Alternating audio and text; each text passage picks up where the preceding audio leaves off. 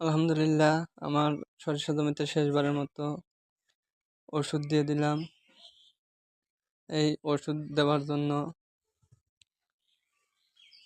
প্রথমে সরিষাগুলোকে সুন্দরভাবে পিলি দিয়ে নেওয়া হচ্ছে, কারণ সরিষাগুলো এত উচ্চতা হয়েছে যে এগুলো পিলি না দিলে তার ভিতরে প্রবেশ করে ওষুধ দেওয়া খুবই কঠিন, কেননা এটা অসম্ভব।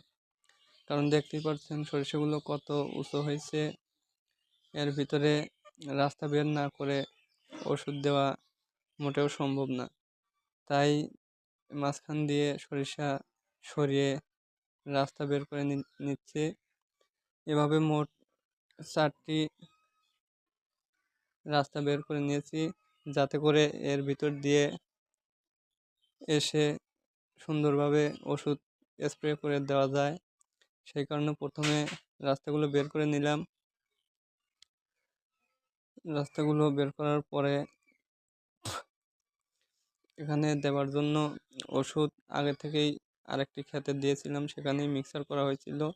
মূলত আমার 2টি ক্ষেতেই আজকে ওষুধ দিয়ে দেব, সেই কারণে আগে থেকেই ওষুধটি মিক্সার করে একটা জমিতে দিয়ে এসেছি। এখন আরেকটি জমিতে এসে ওষুধ করতেছি। মূলত আরেকটি ক্ষেতেও এভাবেই প্রথমে পিলি করে তারপরে ওষুধ দেওয়া হয়েছে।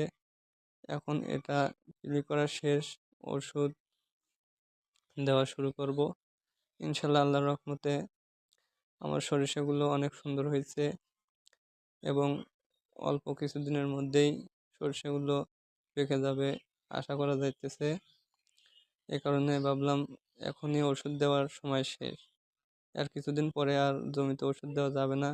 সেই কারণে আগেই আজকে সকালেই প্ল্যান করে রেখেছিলাম যে আজকে জমিতে ওষুধ দেব, সেই কারণে অন্য কোনো জমিতে কাজে যায়নি। সব কাজ রেখে আজকে ভাবলাম আজকে জমিতে ওষুধ দিয়ে শেষ করব।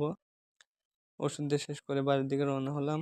সবাই আমার জন্য দোয়া করবেন, আমার কাজে যেন আল্লাহ তাআলা বারাকা দান করে।